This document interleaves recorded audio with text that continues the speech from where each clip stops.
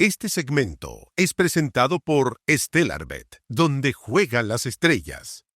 El director general de la Policía de Investigaciones, Eduardo Serna, comparece este lunes ante la Comisión de Seguridad de la Cámara de Diputados en medio de la controversia generada por la salida de la prefecta Consuelo Peña, ex jefe de la Subdirección de Inteligencia, Crimen Organizado y Seguridad Migratoria. La decisión fue atribuida por el presidente José Antonio Kast a una reorganización interna liderada por Serna, aunque han aparecido antecedentes en prensa que revelan que la decisión vino desde el Ministerio de Seguridad. Esta crisis se produce además en un contexto de alza en los homicidios y de cuestionamientos a la gestión de la ministra Trinidad Steiner, quien también enfrenta críticas por la disolución de la unidad estratégica del ministerio. Para conversar de esto y más, está acompañándonos en el puesto 1 del ranking de noticias de turno, el primer canal de streaming, la cientista social, académica y especialista en seguridad, Lucía Damer. Lucía, bienvenida a Turno AM. Hola, buenos días. Buenos días, ¿cómo estás? Muy bien, gracias. ¿Qué lectura hace de la salida de Consuelo Peña en un momento tan sensible para la agenda de seguridad del país? Bueno, lo primero es ver qué va a decir el director general de la PDI. Efectivamente, si el director general de la PDI dice que lo sacó, tendrá que mostrar alguna razón para sacar a alguien del alto mando, la tercera antigüedad. Efectivamente, una funcionaria que todos, la que no conocen, yo no la conozco, dicen que tiene enormes logros, ¿cierto? Una institución que había además hecho todo un esfuerzo por aumentar la participación de las mujeres. Sin embargo, está dentro de sus prerrogativas sacarla. La gran pregunta es si efectivamente él va a decir eso o va a decir que hubo algún tipo de conversación con la ministra, ¿cierto? Todo pareciera indicar que la ministra jugó un rol en por lo menos la evaluación de esta funcionaria. Lo único que yo también quisiera decir es que para formar un funcionario por 35 años más en Chile gastamos un montón de dinero, se invierte en ese capital humano. Para la institución este tipo de salidas generalmente impacta en términos de su calidad de expectativa respecto a su carrera. Entonces el director de la PDI tiene pues el desafío de explicarnos bien por qué salió, cuáles son las prerrogativas que va a usar para justificar ese cambio. Y probablemente la ministra, de una forma o de otra, habrá aprendido de este error. Ayer en Mesa Central, en el panel ahí de debate, comentaban que, o daban a entender que este tema de la salida de Consuelo Peña y en el fondo todo lo que ello enarbola, el tema, ¿cierto?, de la ministra, que aparentemente serían razones personales, según un reportaje que sacó Radio Bio Bio, que en el fondo había un cruce ahí más emocional que profesional en esta decisión, hasta justamente las vicisitudes institucionales, podríamos decir, justamente que en el fondo la ministra estaría tomándose atribuciones que no le competen, que justamente sacar a alguien del alto mando de la PDI. Pero ayer lo decían que pareciera que esto no es tan grave o que a la gente no le interesaría mucho, al menos este tema. ¿Cuál es el punto de gravedad, crees tú, que tiene este hecho en particular y justamente lo que vamos a escuchar en la tarde del director de la PDI? Sí, lo que pasa es que cuando uno gobierna, no gobierna para ver qué dice, digamos, el Viña. Claro. No es para ganarse la gaviota de oro, es para verdaderamente fortalecer las instituciones, es para hacer un esfuerzo de larguísimo plazo. Las instituciones policiales en Chile tienen un reconocimiento ciudadano importante. Ese reconocimiento, todos los funcionarios PDI, carabineros lo han logrado con mucho trabajo. Entonces, cuando uno invierte en una institución de largo plazo, tiene que cuidar las formas. Y efectivamente todo indica que la ministra de Seguridad tiene poco que decir respecto al alto mando. Podríamos discutir aparte si eso está bien o está mal. Que la ministra encargada de las policías, la jefa de las policías, le hayan generado un ministerio en el cual las capacidades de control civil son bajas. Uno esperaría que pudiera tener, digamos, en cualquier lugar, un jefe policial o un jefe de un ministerio encargado de las policías, podría tener algo que decir. En este caso, no es así y mucho menos en todo, digamos, las filtraciones respecto a si hay acá un tema personal. Yo creo que la ministra sabe que este gobierno ha llegado con 3 ofertas, ¿no? Con 3 narrativas. 1, la seguridad; 2, la migración; 3, la economía. Y es rarísimo que el primer día o el segundo día de gestión la ministra esté pensando en qué pasa con esta funcionaria, con la cual habría tenido además históricamente algún tipo de desaveniencia durante su función como fiscal. Pero dicho eso, y pasando, digamos, este momento donde seguramente el director de la Policía de Investigaciones va a explicar que él tomó la decisión, sería muy raro que haga algo distinto. La gran pregunta es, bueno, ¿qué va a hacer el gobierno en este tema? ¿Ah? ¿Dónde está la propuesta para fortalecer las policías? ¿Dónde está la propuesta para enfrentar el delito? Digamos, suma y sigue. ¿Cómo vamos a avanzar? Más allá de que la ciudadanía hoy día reclame o no, la realidad es que si empezamos a ver los datos probablemente de homicidios o si llega a haber algún tipo de escándalo público, la ciudadanía no se va a olvidar de este momento, lo va a recordar como lo hemos visto en tantos otros momentos ahora en los últimos años. ¿Qué tan cierta crees que es la crítica que dicen desde la oposición justamente en materia de seguridad, de que dicen que este gobierno no tiene plan? Y para ello dan algunos datos, ponen sobre la mesa, algunos son los que sacó la semana pasada el Mercurio, por ejemplo, respecto al alza de homicidio. Alza de homicidio que también levantó el fin de semana el diputado Jaime Araya, que presentó algunos datos de la ley Stop, entiendo, plataforma Ley Stop, en donde dice que los últimos 28 días, de los cuales 26 han sido de este gobierno, hubo un aumento del 13,3 en cuanto a homicidio. Sí. Mira, yo creo que hay que ser súper responsables con el tema de la seguridad. Cuando gobiernan los amigos y cuando no gobiernan los amigos. Y hay que tener mucho cuidado que cuando gobiernan los amigos el problema de la seguridad no son los datos, sino el largo plazo. Y cuando gobiernan los no amigos el tema es el dato de ayer. ¿Ah? Efectivamente, este gobierno, el anterior y el anterior, necesitan un plan de seguridad. No todos han tenido las políticas de seguridad claras. No todos han hecho esas políticas de forma amplia. Creo que lo que tendría que hacer la ministra muy rápidamente es avanzar en presentarnos cuál es su plan. Su plan debe ser una política nacional de seguridad que no incluya únicamente una agenda de leyes, sino verdaderamente un plan de políticas públicas donde una parte principal sea la prevención de las violencias. Lo hemos visto con el tema de la violencia en las escuelas. No puede ser que como nos vamos acordando el problema de las violencias cada vez que ocurren, ¿no? Entonces, hay violencia en el estadio, ya, política para los estadios. Hay violencia en la escuela y en realidad tenemos un problema de violencia estructural en el país. ¿Y qué es lo que va a ofrecer el gobierno y el ministerio en esto? Es fundamental. Creo que acá este gobierno está partiendo. Creo que como el gobierno anterior le podemos dar un par de meses, un mes y medio para tratar de que instale su agenda. Tiene el gran beneficio el gobierno del presidente Kast, que no tiene elecciones por 3 años, y eso es una ventana de oportunidad gigante, pero en temas de seguridad tiene, digamos, un mes más para empezar a mostrar cuáles van a ser sus iniciativas, y muchos de los homicidios que ocurren en este minuto tienen que ver probablemente más con situaciones que vienen de antes que con específicamente ahora, pero son situaciones que están ocurriendo y que requieren una respuesta rápida. Y en ese sentido creo que la ministra, el equipo de seguridad en general, tiene que mostrar su fortaleza, sumar digamos, al mundo político, probablemente la oposición, y tener una política que tenga además indicadores claros de resultado. Porque si no tienes los objetivos, entonces no sabes cómo medir. Y ahí es donde entramos en este lodo en el que hemos estado por mucho tiempo, donde uno como que, bueno, le pide a la política pública algo que la política no ha ofrecido. Estamos conversando con Lucía Dammert, experta en seguridad, socióloga también, y quiero tomarme de lo último que dijiste. Quiero sumar también algo a la cifra que dijo Camilo de la plataforma Ley Stop, que fueron 13,13% de omisión la última semana, pero si contamos los últimos 28 días son 42,3% el aumento que han tenido este tipo de delito. Y con el tema que dice que faltan medidas innovadoras, la crítica viene incluso desde el Mercurio. El diario El Mercurio criticó que no hay nada nuevo al respecto, y yo quiero preguntarte particularmente por el liderazgo político que está mostrando la ministra Trinidad Steiner. ¿Lo tiene? ¿Hay señales de improvisación? ¿Cómo evalúas la impronta que le está dando todavía no completamos el mes de gestión en el Ministerio de Seguridad? Sí, durante 4 años la oposición política y especialmente el Partido Republicano fue tan claro en que ellos tenían la solución para el tema de la seguridad que, bueno, uno esperaba que el día 1 tuvieran el plan listo. Bueno, ni siquiera el plan, tuvieran el equipo, ¿cierto? El equipo de seguridad fue de los últimos que se organizaron. Tienen a un ex gobernador, me parece, del gobierno de la concertación, entre los subsecretarios.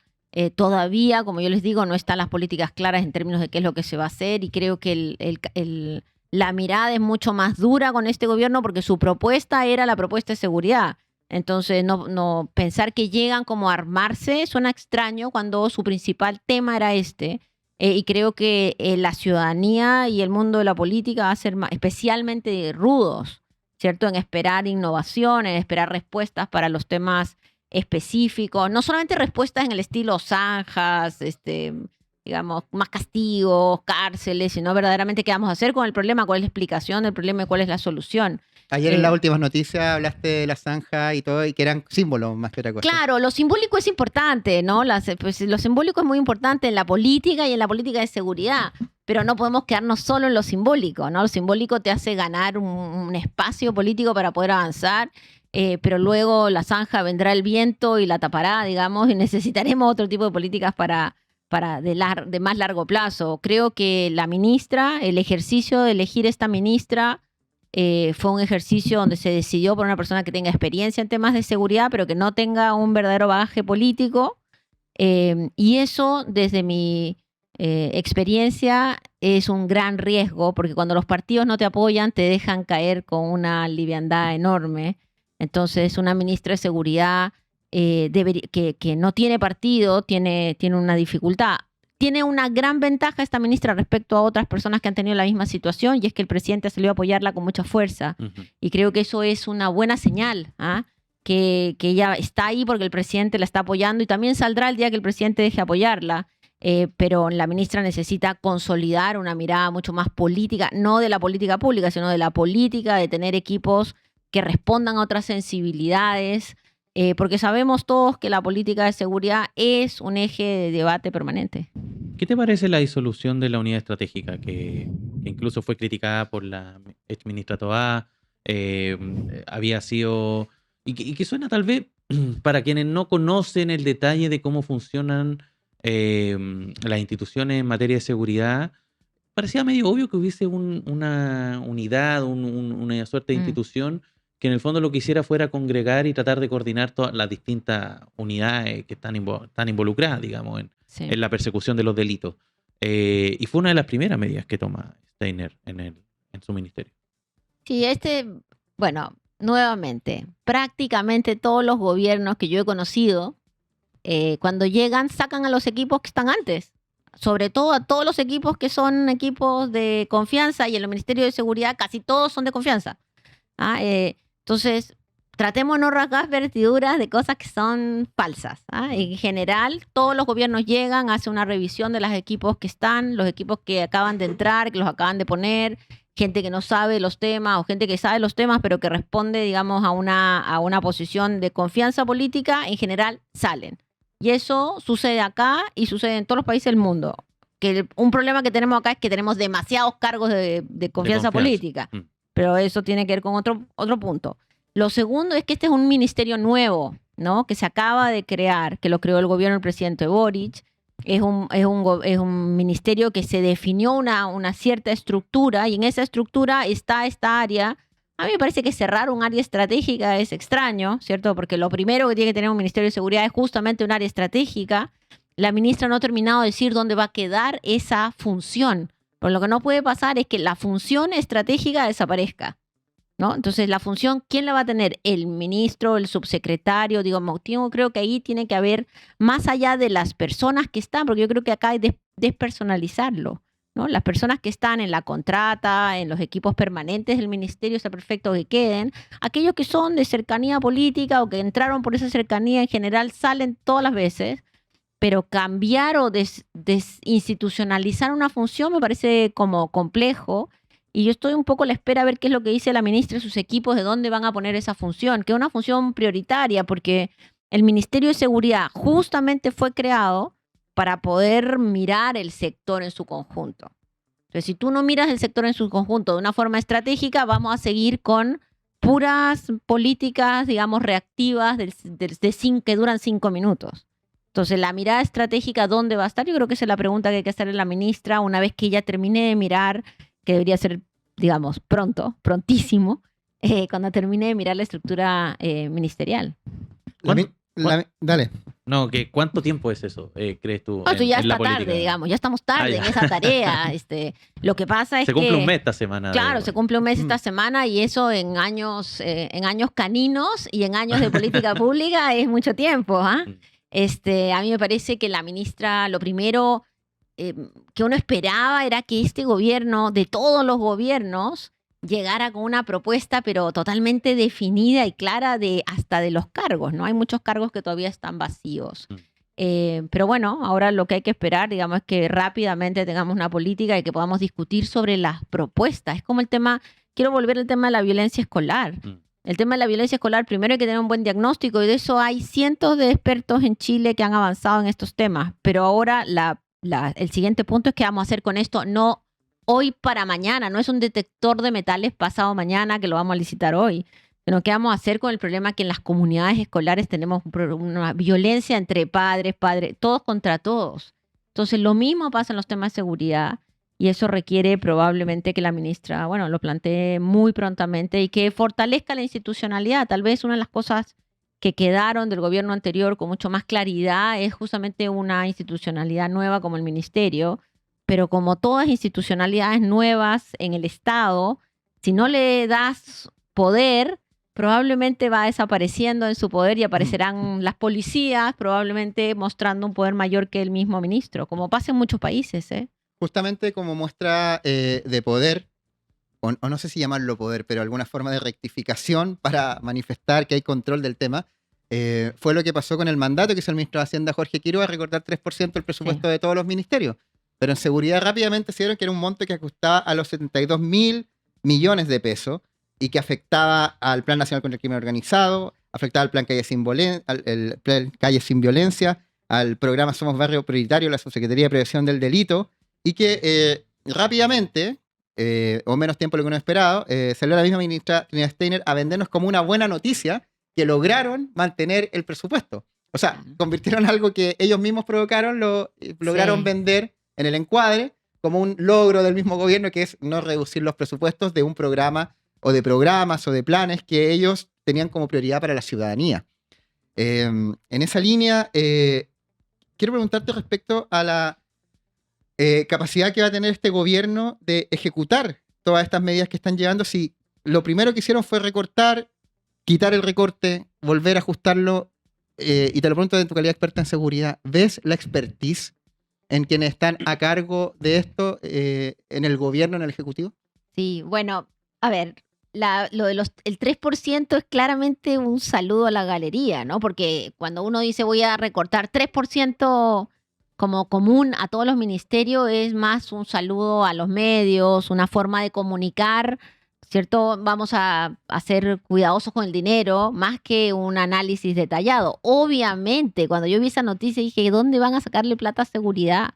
¿De dónde le van a sacar plata a las expulsiones de migrantes, que es uno de los pilares del gobierno? ¿De dónde le van a sacar plata a la Agencia Nacional de Inteligencia? Digo, hay una serie de áreas. Yo sé que para muchos de los que nos escuchan y nos ven...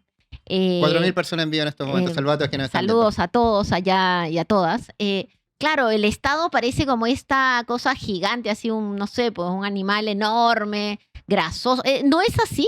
La verdad es que reducir plata del Estado, y esta es una discusión que se ha tenido a lo largo de mucho tiempo, generalmente tiene que ir recortando, digamos, programas sociales. Es muy difícil que recortando algunos cargos o algún programa por aquí por allá se pueda hacer. Entonces, evidentemente fue una decisión que luego se retrotrajo en temas de seguridad. Ojalá que eso no significa, digamos, gastos sin efectividad.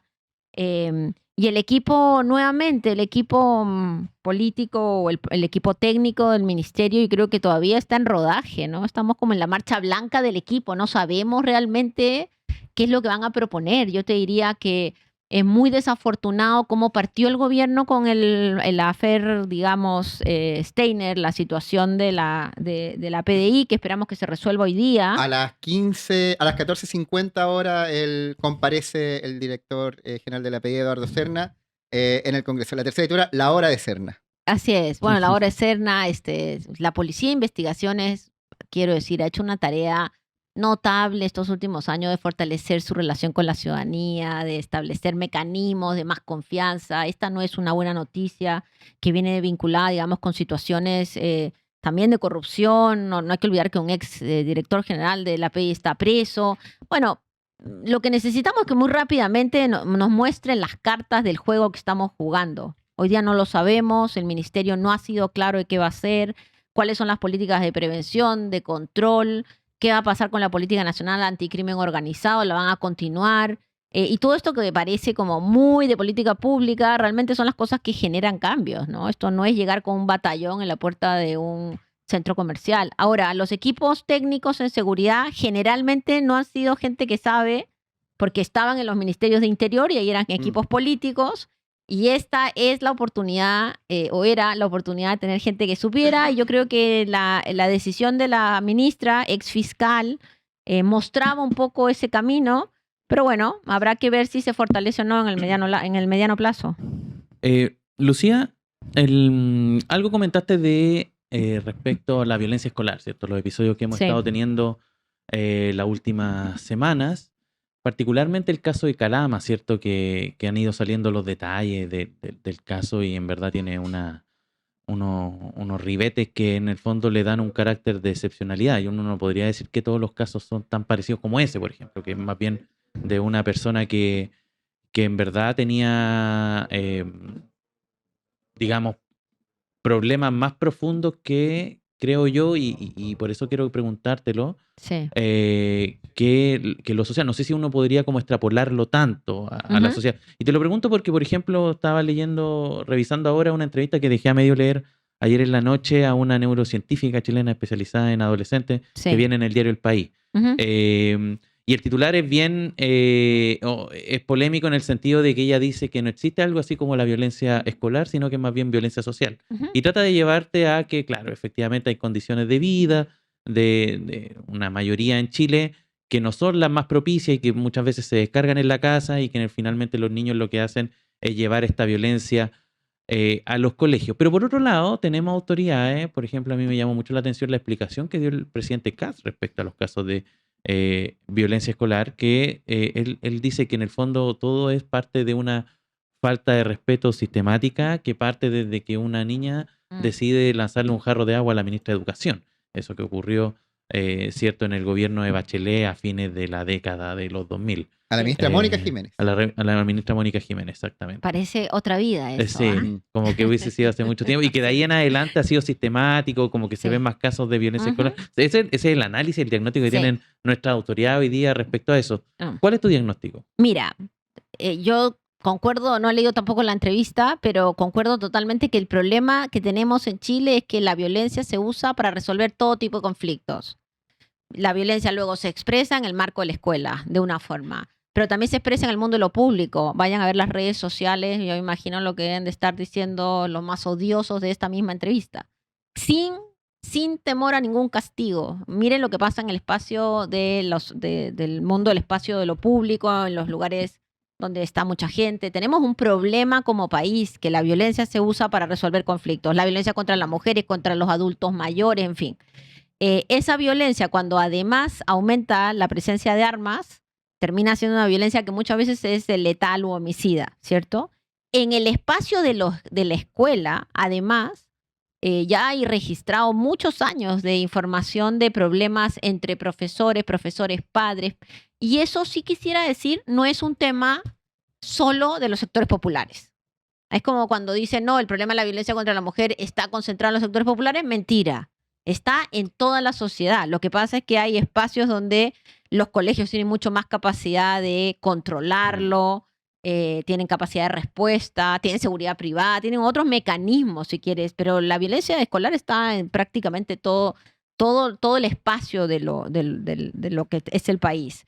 ¿Qué es lo que necesitamos hacer? O sea, podemos poner, si el problema es que tenemos muchas armas en la calle, concentrémonos en sacar las armas de la calle y no ver qué pasa con la última milla. Ahora, a mí sí me preocupa cuando empiezas a mirar que ha habido niños que han ido armados a los colegios en México, en la Argentina, que empieza a haber situaciones parecidas en muchos países del vecindario donde esto no era común. También tenemos que hacernos cargo que hay como una cierta, una cultura de violencia, ¿cierto? De resolver los problemas entre los mismos chicos, que empieza a ser cada vez más armada. Esa violencia dejó de ser a los puñetes, a las patadas, a la pelea de la esquina y pasó a ser mucho más violenta con cuchillos, con armas. Y como el acceso a las armas está mucho más claro, más fácil, entonces tiene este tipo de situaciones. Luego también, y esto es como el sustrato de todo eso, también enormes niveles de problemas de salud mental entre los jóvenes, de depresión, maltrato, bullying. Entonces hay una olla ahí que está... Ahora, respecto a lo que tú me decías del presidente, lo que dice el presidente es lo que dice mucha gente.